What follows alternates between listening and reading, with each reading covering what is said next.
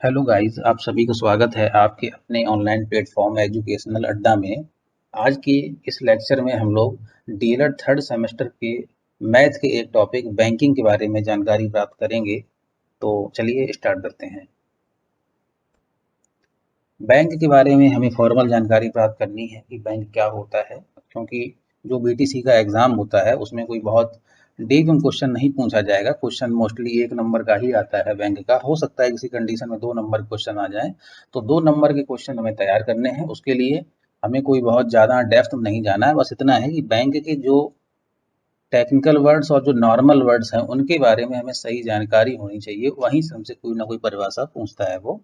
तो हम बैंक के बारे में, बैंक के जो फॉर्मल वर्ड्स हैं उनके बारे में, बैंक के जो टेक्निकल वर्ड्स हैं उनके बारे में जानकारी प्रदान करने का प्रयास करेंगे। उम्मीद है कि आप लोगों को समझ में आएगा। अगर आप लोग हमारे वीडियो से संतुष्ट हों तो कृपया हमारे चैनल को सब्सक्राइब अवश्य कर दें एवं शेयर भी करें। चलिए स्टार्ट करते हैं।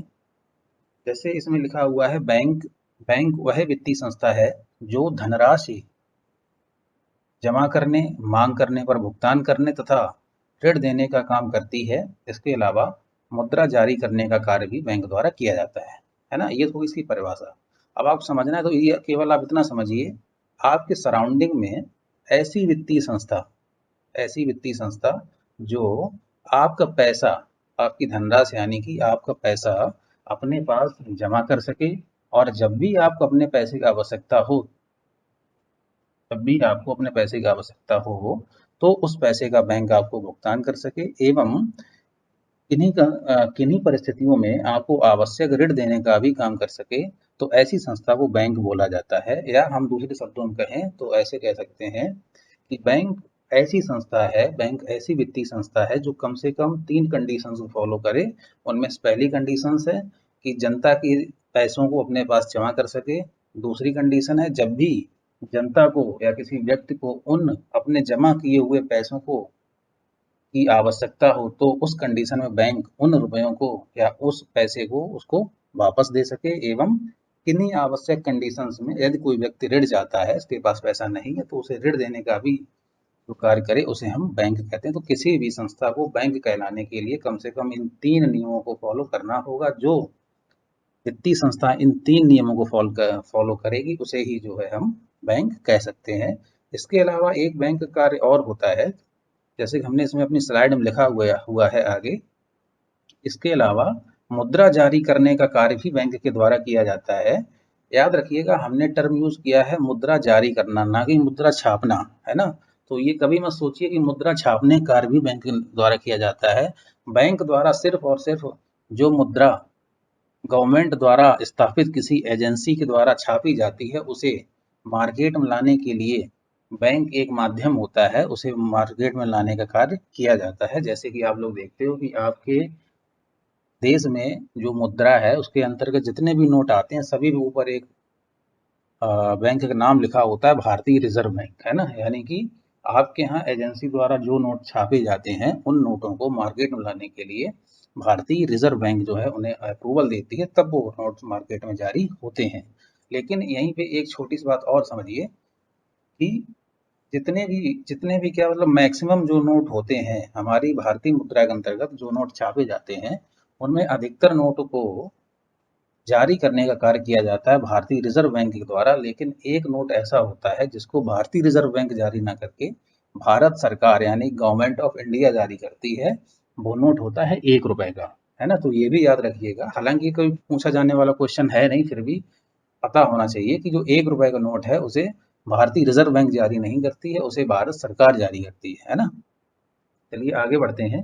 किसी भी व्यक्ति को बैंकिंग सेवाओं का लाभ उठाने के लिए बैंक में एक खाता खुलवाना होता है, जो कि अग्र प्रकार से खुलता है ना। यानी कि अगर आपको किसी बैंक से जुड़ना है, अगर किसी बैंक में अपना रुपया जमा करना है या उस बैंक से ऋण लेना है या अपना पैसा वापस लेना है, तो उसके लिए ऐसा नहीं है कि आप बैंक जाओगे पैसा लेके कि भाई जमा कर लो, जब मांगे तो हमें दे देना, ऐसा नहीं करेगी बैंक। उसके लिए आपको बैंक का एक सदस्य बनना पड़ेगा, यानी कि बैंक में आपको अपना अकाउंट खुलवाना पड़ेगा, है ना। अब अकाउंट खुलवाने की क्या प्रोसेस होती है उसको हम अपनी अगली स्लाइड में देखते हैं। जैसे कि आप देख रहे होंगे स्लाइड में, अकाउंट खुलवाने के लिए हमें इन प्रोसेस को फॉलो करना पड़ता है। सबसे पहला बैंक जाएं, कोई बात नहीं है, सभी लोग जानते हैं बैंक पहले आपको जाना ही पड़ेगा। दूसरी बात, वहाँ जाने के बाद बैंक जो है आपको एक अपना फॉर्म देगी, उस फॉर्म को आप प्राप्त करेंगे। प्राप्त करने के बाद जो भी फॉर्म में सूचनाएं आपसे मांगी जाए उनको फिल करेंगे। फिल करने के बाद, है ना, फिल करने के बाद ये वाला एक इम्पोर्टेंट पॉइंट है कि आपको एक परिचय दाता का अनुमोदन लेना होता है। परिचय दाता जैसे हम अपनी लैंग्वेज में, लोकल लैंग्वेज में मोस्टली गारंटर ही बोलते हैं, है ना। तो इतना सब ऊपर वाले 3 स्टेप फॉलो करने के बाद आपको अगर अपना अकाउंट बैंक में खुलवाना है तो आपके गारंटर की आवश्यकता पड़ेगी। अब बात ये, गारंटर क्या होता है? गारंटर एक ऐसा व्यक्ति होता है जिसका उसी बैंक में जिसमें आप अकाउंट अपना खुलवाने जा रहे हैं, उसी बैंक में पहले से अकाउंट होगा और उस अकाउंट का वह भली भांति जो है उसको जो है अकाउंट से लेन देन कर रहा होगा, है ना। तो वो व्यक्ति जब आपके फॉर्म में अपने साइन कर देगा, उसे आपके फॉर्म में ही एक जगह पर अपना अकाउंट नंबर लिखकर अपने साइन करने होते हैं। जब वो ये काम कर देगा तो इसके बाद जब आप अपना फॉर्म बैंक के अधिकारी के पास जमा करेंगे तो कुछ दिनों में या तुरंत ही जो है आपको एक खाता संख्या प्राप्त हो जाती है। अब आपको जब खाता संख्या प्राप्त हो गई तो इसका सीधा सा मतलब है कि आपका अकाउंट जो है ओपन हो चुका है ना। लेकिन ये याद रखिए कि जो परिचयदाता होता है उसका उसी बैंक में अकाउंट होना चाहिए, उस अकाउंट से वो ठीक ठाक लेन देन भी कर रहा हो। उसके अलावा मोस्ट इम्पॉर्टेंट बात ये है कि वो जो परिचयदाता है वो आपका फ्रेंड होना चाहिए, है ना। यानी कि फ्रेंड कहने से मेरा तात्पर्य ये नहीं है कि एकदम क्लोज फ्रेंड हो, कुल मिलाकर वो कहीं ना कहीं से आपको जानने वाला होना चाहिए, क्योंकि अगर कोई जानेगा नहीं तो कभी भी वो आपके फॉर्म पे साइन भी नहीं करेगा। तो परिचयदाता जो है, जो गारंटर है, गारंटर आपका वही बनेगा जो कहीं ना कहीं से आपको जानता है। अब आपको भली भांति जानता हो या किसी और थ्रू जानता हो वो अलग बात है ना। आगे बढ़ते हैं।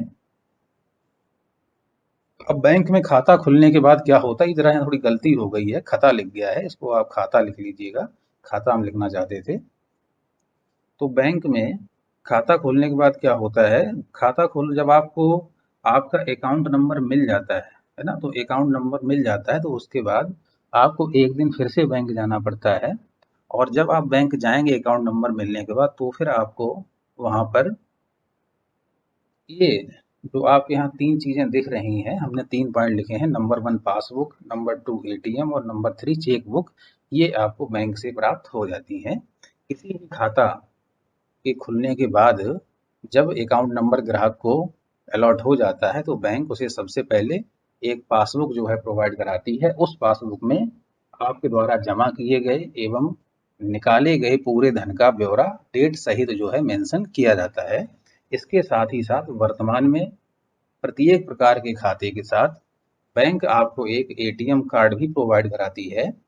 हालांकि कुछ समय पहले एटीएम कार्ड ऑप्शनल था, आप ले भी सकते थे, नहीं भी ले सकते थे। लेकिन आज अगर आप कोई भी अकाउंट खुलाते हैं तो मोस्टली आपका एटीएम कार्ड आपको मिल ही जाता है। लेकिन याद रखिए कि हम जिसे एटीएम कार्ड बोल रहे हैं उसे आपको भी एटीएम कार्ड ही बोलना है। हम लोग एक बहुत बड़ी गलती कर देते हैं कि ये बोलते हैं कि एटीएम है ना। तो एटीएम नहीं होता है। एटीएम की फुल फॉर्म होती है ऑटोमेटेड टेलर मशीन, यानी कि वो मशीन जो बैंक एक निश्चित जगह फिक्स कर देती है ना, जिसमें से जाकर आप पैसे लेके आते हो अपना कार्ड डालने के बाद, उसे बोलते हैं एटीएम, है ना। तो एटीएम वह मशीन होती है जिसके अंदर रुपया रखा होता है और बैंक द्वारा एक निश्चित जगह फिक्स करी जाती है। उसमें से रुपए निकालने के लिए आप जो कार्ड यूज करते हैं उस कार्ड को एटीएम कार्ड बोलते हैं, ना कि एटीएम बोलते हैं। एटीएम वो मशीन है और उस मशीन से रुपए निकालने के लिए आप जो माध्यम यूज कर रहे हो उसे एटीएम कार्ड कहा जाता है। तो एटीएम कार्ड को एटीएम कार्ड ही कहें, एटीएम कहने की गलती ना करें। और एटीएम की फुल फॉर्म जो इसमें मैंने मेंशन की हुई है ऑटोमेटेड टेलर मशीन, ये याद रखिएगा, ये भी आपके एग्जाम में पूछी जा सकती है। इसके अलावा आपके खाते पर बैंक आपको एक चेक बुक भी प्रोवाइड कराती है। चेक बुक आपको तुरंत भी मिल सकती है या वो कुछ समय पश्चात जो है आपके पास आती है। चेक बुक लेने के लिए बैंक कुछ शर्तें रखता है आपसे। शर्तें कोई खास नहीं होती, बस उसके लिए आपको उसमें एक न्यूनतम धनराशि रखनी पड़ती है। अगर आप उनको फॉलो करते हैं तो बैंक आपको ईजिली चेक जो है प्रोवाइड करा देता है ना। इसके अलावा अब जब आपको बैंक से पासबुक मिल गया, एटीएम मिल गया, चेक बुक सब कुछ मिल गया, तो आपको बैंक में रुपया जमा करने के लिए या रुपए लेने के लिए भी आपको कुछ फॉर्म फिल करने होते हैं जो कि हमने नीचे लिखे हुए हैं। भाई जब आपने अकाउंट खुला लिया है तो उसमें कम से कम पैसा डालने तो आप पहले जाओगे ना। तो जब आप बैंक में पैसा डालने के लिए जाएंगे, यानी कि जब अपनी मुद्रा बैंक में जमा करने के लिए जाएंगे, तो वहाँ एक स्लिप रखी होती है और वो स्लिप जो है आपको फिल करनी होती है। उस स्लिप को फिल करने के बाद जो बैंक कैशियर होता है उसे वो स्लिप और जो रुपए आप जमा करने गए वो देनी होती है, तब वो आप रुपए जमा करता है। कोई भी कैशियर बिना स्लिप के पैसे जमा नहीं करता है। तो जो स्लिप आप बैंक में रुपए जमा करने के लिए भर के देते हो उसे बोलते हैं जमा फॉर्म। ये भी याद रखिएगा, जमा फॉर्म इंग्लिश होती है इसकी डिपॉजिट फॉर्म या डिपॉजिट स्लिप, है ना। तो डिपॉजिट फॉर्म क्या है? डिपॉजिट फॉर्म वह फॉर्म है जिसके द्वारा खाता धारक बैंक में अपने रुपए जमा करता है। इसी प्रकार से अगर आप बैंक से रुपए निकालने जाते हो, हालांकि आजकल रुपए निकालने के लिए बैंक के अलावा एटीएम भी एक ऑप्शन बन गया है, जहां पर आपको कम समय में आपकी धनराशि प्राप्त हो जाती है, जबकि बैंकों में थोड़ी लाइन वगैरह लगी होती है, लेकिन फिर भी आपको कुछ कंडीशन बैंक में जाना ही पड़ता है रुपए निकालने के लिए। और जब आप बैंक में रुपए निकालने के लिए जाते हैं तो रुपए निकालने के लिए भी आपको वहाँ एक फॉर्म पहले फिल करना पड़ता है। उस फॉर्म बोलते हैं आहरण फॉर्म या निकासी फॉर्म, इंग्लिश होती है इसकी विदड्रॉल फॉर्म या विदड्रॉल स्लिप। तो आहरण फॉर्म क्या है? आहरण फॉर्म वह फॉर्म है जिसके द्वारा खाता धारक बैंक से अपने जो है रुपए निकालता है, उसे हम कहते हैं आहरण फॉर्म। याद रखिएगा, ऐसी ही परिभाषाएं आज पूछी जा सकती हैं आपके पेपर में कि आहरण फॉर्म क्या होता है ना, जमा फॉर्म क्या होता है। तो याद रखिएगा, जमा फॉर्म क्या है? जमा फॉर्म वह फॉर्म है जिसके द्वारा बैंक खाता धारक बैंक में अपने रुपए जमा करता है। आहरण फॉर्म क्या है? आहरण फॉर्म वह फॉर्म है जिसके जिसको भरने के बाद जो है बैंक खाता धारक अपने बैंक से जो है रुपए निकालता है, उसे आहरण फॉर्म कहते हैं। इसकी इंग्लिश होती है विदड्रॉल फॉर्म या विदड्रॉल स्लिप। आगे बढ़ते हैं।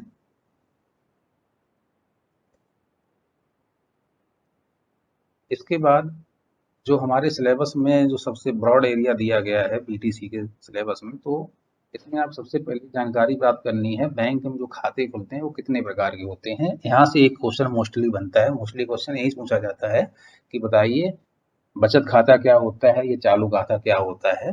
तो हम इनके बारे में पढ़ेंगे। तो देखिए, खाते जो है बैंक में बहुत प्रकार खुलते हैं, इनकी कोई वो नहीं होती है कि अलग अलग बैंक अपनी अलग अलग स्कीम बनाकर भी किसी खाते को अपना एक अलग नाम दे सकते हैं। तो उनमें से जो खाते हमें पढ़ने हैं, जो मुख्य खाते होते हैं आम जनता के लिए, वो आपके निम्न 5 जो है हमने बताए हुए हैं। पहला है आपका बचत खाता, दूसरा है आपका चालू खाता, तीसरा है आपका सावधि जमा खाता, चौथा है आपका आवर्ती जमा खाता और लास्ट है आपका बुनियादी बचत खाता। तो इनके बारे में हम लोग पढ़ेंगे। आगे चलते हैं। अगर हम बात करें बचत बैंक खाते की, जिसे हम लोग इंग्लिश में बोलते हैं सेविंग बैंक अकाउंट, है ना, जिसे हम इंग्लिश में बोलते हैं सेविंग्स बैंक अकाउंट। तो सेविंग्स बैंक अकाउंट क्या होता है, पहले हम पढ़ देते हैं जो उसमें लिखा हुआ है। हालांकि आप भी सब लोग पढ़ पा रहे होंगे अपनी स्क्रीन में, फिर भी एक बार पहले पढ़ देते हैं। जैसे कि हमने इसमें लिखा हुआ है, इस प्रकार का खाता किसी भी सरकारी या निजी बैंक में न्यूनतम रुपए जमा करके खुलवाया जाता है। इस खाते के लिए न्यूनतम जमा राशि हर बैंक में अलग अलग होती है, लेकिन ज्यादातर सरकारी बैंकों में यह राशि 500 रुपए होती है। इस प्रकार के खाते में धन किसी भी समय जमा किया जा सकता है या निकाला जा सकता है। इस प्रकार के खातों से रुपए निकालने के लिए खाता धारक बैंक में किसी निकासी फॉर्म, है ना, निकासी फॉर्म, जिसे वहां हमने क्या बोला था, आहरण फॉर्म, है ना, यानी विदड्रॉल फॉर्म, इसके द्वारा पैसे निकालते हो, निकासी फॉर्म या चेक या एटीएम का उपयोग कर सकता है। बैंक इस प्रकार के खातों में जमा पर ब्याज प्रतिदिन की न्यूनतम राशि पर देता है। समझते हैं। तो पहले तो आप ये समझ लो कि हम जो नॉर्मल जो आम लोग हैं, तो आम जनता बैंक में जो खाता खुलवाती है उसे ही सेविंग्स अकाउंट कहा जाता है, वो बचत खाता ही होता है। उस खाते की क्वालिटी क्या होती है? पहली क्वालिटी ये होती है कि बचत बैंक खाता खुलाने के लिए जो है आपको बैंकों में रुपए कम जमा करने होते हैं। जैसे कि इसमें लिखा है कि बैंकों में न्यूनतम राशि जमा होती है, लेकिन यह राशि प्रत्येक बैंक अलग अलग अपना निर्धारित कर सकती है। मोस्टली जितनी भी आपकी गवर्नमेंट बैंक हैं उनमें सब में यह राशि 500 होती है। इसके अलावा जो आप प्राइवेट बैंकें हैं, जैसे कि आपकी एचडीएफसी बैंक हुई, आईसीआईसीआई बैंक हुई, है ना, इन सब में यह राशि 5,000 भी हो सकती है, 10,000 भी हो सकती है। अलग अलग बैंक अपने अपने स्तर से इसका निर्धारण करती हैं। इस बैंक की खास बात क्या होती है कि इसमें आप किसी भी समय जो भी आपके बैंक का वर्किंग टाइम होता होगा उस वर्किंग टाइम में किसी भी टाइम जो है अपना पैसा जमा भी कर सकते हैं और निकाल भी सकते हैं। इसके अलावा अगर आपको इससे रुपए निकालने हैं तो रुपए निकालने के लिए सबसे पहला ऑप्शन तो हमारा निकासी फॉर्म होता है, जिसे हम लोग इंग्लिश में विदड्रॉल स्लिप बोलते हैं। इसके अलावा आप जो है चेक जो है अपनी चेक भर के भी दे सकते हैं, तो उससे भी आपको रुपए मिल जाएगा।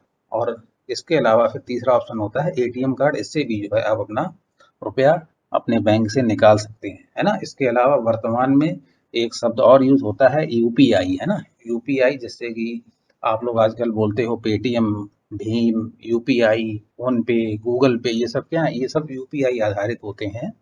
तो इनसे भी आप अपने बैंक से पैसे निकाल सकते हो, लेकिन वो पैसा आप अपने हैंड में नहीं ले सकते हो, है ना। वो पैसा हार्ड कैश नहीं होता है, उसमें ये सुविधा होती है कि आप अपने अकाउंट से रुपए निकाल कर किसी दूसरे के अकाउंट में ट्रांसफर कर देते हो। लेकिन अगर आपको हार्ड कैश अपने हाथ में चाहिए है, आपको नोट अपने हाथों से गिनने हैं, तो आपके पास ये तीन ही ऑप्शन होते हैं। पहला, आप विदड्रॉल फॉर्म फिल करके वहाँ जमा करें तो आप रुपए ले लें। दूसरा, अपनी चेक काट के दें तो उससे आपको पैसा मिल जाएगा। तीसरा, एटीएम कार्ड यूज करके किसी भी एटीएम से आप जो है पैसा निकाल सकते हैं, है ना।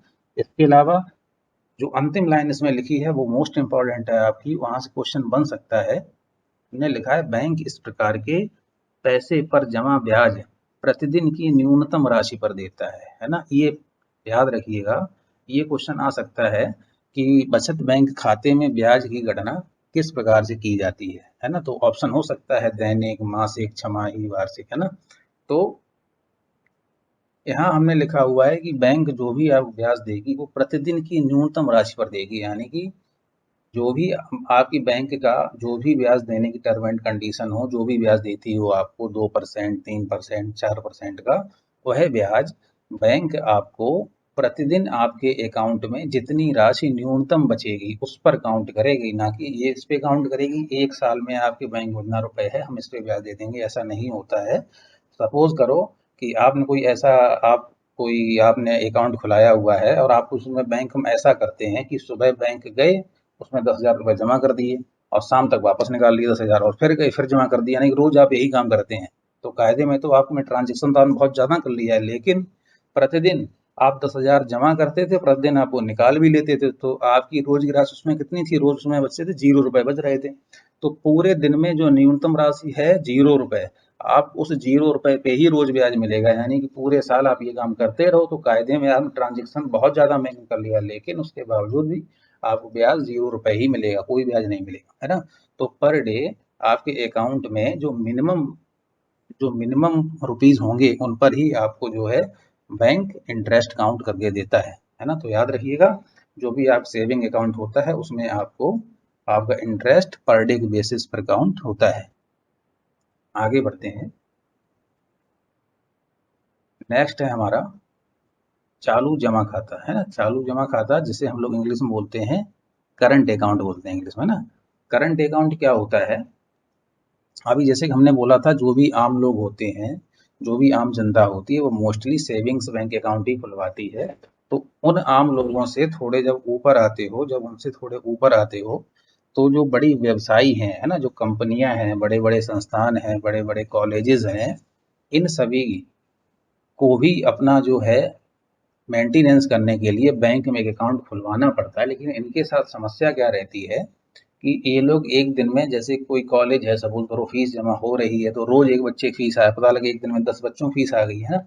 तो क्या होता है, इनको एक ही दिन में बहुत बार पैसा निकालना भी पड़ता है और पैसा डालना भी पड़ता है। तो बैंक के कर्मचारी इतनी सेवा भाव से तो वहां नहीं बैठे हैं कि आप पूरे दिन आते रहो, पूरे दिन आपको ही पैसा लेते रहें, आपको पैसा देते रहें। तो उस कंडीशन में बैंक ये बोलती है कि आप करंट अकाउंट खुलवा लीजिए, उसके बाद आप चाहें जितनी बार एक दिन में आप अपना पैसा निकालिएगा और चाहे जितनी बार अपना पैसा इसमें डालिएगा, हमें कोई आपत्ति नहीं है। तो इस कंडीशन पर जो है जो अकाउंट खुलता है उसे बोला जाता है जमा खाता। अब इस अकाउंट की प्रमुख जो बातें हैं ये कहाँ से डिफर है उससे उसको समझते हैं। डिफरेंस ये है सेविंग अकाउंट में और करंट डिपॉजिट अकाउंट में। जैसे अभी आपको बताया था, सेविंग अकाउंट में आपको एक निश्चित ब्याज प्रति वर्ष के दर जो ब्याज होता है वो आपको बैंक प्रोवाइड कराती है ना। लेकिन जो चालू जमा खाता होता है, चालू जमा खाते में जो बैंक बार बार कर्मचारी पैसा दे रहा है, ले रहा है, उसके एवज में आपको ब्याज नहीं देती है। तो चालू जमा खाता यानी जो करंट अकाउंट होता है, उस अकाउंट में आपको किसी भी दर से किसी भी प्रकार का कोई भी ब्याज दे नहीं होता है। इसके साथ ही साथ ब्याज तो नहीं ही दिया जाता है, इसके साथ ही साथ जो है बैंक प्रतिवर्ष जो है आपसे आपके पैसे को सुरक्षित रखने के लिए, आपके रुपए को मेंटेन करने के लिए, आपके ट्रांजेक्शन्स को मेंटेन करने के लिए बैंक प्रतिवर्ष आपसे कुछ धनराशि वसूल और लेती है। यानी कि आपको अपना पैसा भी बैंक में रखना है और उस पैसे को बैंक ने सेफ्टी से रखा हुआ है, इसके लिए आपको बैंक को कुछ रुपए पे करने होते हैं। ये जो है आपके करंट अकाउंट का फीचर होता है। इसके अलावा इसका जो प्लस पॉइंट है करंट अकाउंट का, जो सबसे मेन फीचर है वो ये होता है कि इसमें ओवरड्राफ्ट की सुविधा उपलब्ध होती है ना। ओवरड्राफ्ट की सुविधा उपलब्ध होती है। ओवरड्राफ्ट क्या होता है? जैसे कि आपके बैंक अकाउंट में सपोज करो 1 लाख रुपए हैं, लेकिन आपको कोई काम पड़ गया और वो काम जो है आपका 1,10,000 रुपए का, है ना। अब आपके पास कोई और रास्ता है नहीं पैसे लेने का, तो आप बैंक में गए, बैंक में आपने एक फॉर्म भर के दिया अपना विदड्रॉल फॉर्म कि 1,10,000 रुपए हमें चाहिए हैं बैंक से। बैंक आपको नहीं देगी क्योंकि आपका सेविंग अकाउंट है। लेकिन अगर आपका करंट अकाउंट होता, तो करंट अकाउंट में ये फीचर होता है कि आपको आवश्यकता पड़ने पर आपकी जो धनराशि बैंक में जमा है, उससे अधिक धनराशि भी बैंक आपको दे सकती है और वो धनराशि आप जो है आगे अपना मेंटेन कर लेंगे उसमें। तो ये जो धनराशि बैंक उससे अधिक दे रही है, इसी सुविधा को बोला जाता है ओवरड्राफ्ट की सुविधा, है ना। यानी कि अगर आपके करंट अकाउंट में 1 लाख रुपए हैं, अगर आपको 1,10,000 रुपए कोई काम पड़ रहा है, तो बैंक आपको 1,10,000 रुपए दे देगी, आपका काम चल जाएगा, है ना। ये आवश्यक भी है। बड़ी बड़ी कंपनियां बैंकों में अपना अकाउंट खुलवाती हैं, है ना। उनको क्या होता है, कहीं पेमेंट जाना है, पेमेंट उनका रुकेगा तो उनको करोड़ों नुकसान हो जाएगा, इसलिए पेमेंट ना रुके इसीलिए जो है बैंक, जो भी बैंक्स होती हैं वो सभी करंट डिपॉजिट अकाउंट पर ओवरड्राफ्ट की सुविधा उपलब्ध कराती हैं, है ना। ये तो हो गई करंट डिपॉजिट अकाउंट पर। लेकिन वर्तमान में एक ऐसा अकाउंट भी वर्तमान में एक ऐसा अकाउंट भी जो है चलता है, जिस पर आपको बिना किसी शुल्क के बिना किसी शुल्क के जो है और बिना अपना ब्याज कटाए हुए आपको ओवरड्राफ्ट की सुविधा मिलती है। उस अकाउंट को कहते हैं प्रधानमंत्री जनधन खाता, है ना। तो चालू जमा खाता होता है, इसमें भी ये सुविधा होती है, लेकिन इसमें इस सुविधा के एवज में आपको अपना ब्याज छोड़ना पड़ता है, प्लस आपको बैंक में कुछ रुपए और देने होते हैं साल भर को अपने पैसे रखने के लिए। लेकिन प्रधानमंत्री जनधन योजना के अंतर्गत जो अकाउंट खुलते हैं, उन अकाउंट्स में भी करंट डिपॉजिट एक सॉरी उन अकाउंट्स में भी ओवरड्राफ्ट की सुविधा होती है। उस सुविधा के लिए आपसे ना ही कोई चार्ज लिया जाता है, साथ ही साथ आपके ब्याज में भी कोई कटौती नहीं होती है। ब्याज भी आपको पूरा का पूरा जो भी आपका ब्याज तय हो आपकी बैंक का, वो ब्याज आपको पे किया जाता है। चलिए फ्रेंड्स, आज के लिए इतना ही। अब आगे की क्लास में हम आगे के जो भी खाते होंगे उनके बारे में पढ़ेंगे। Thank you.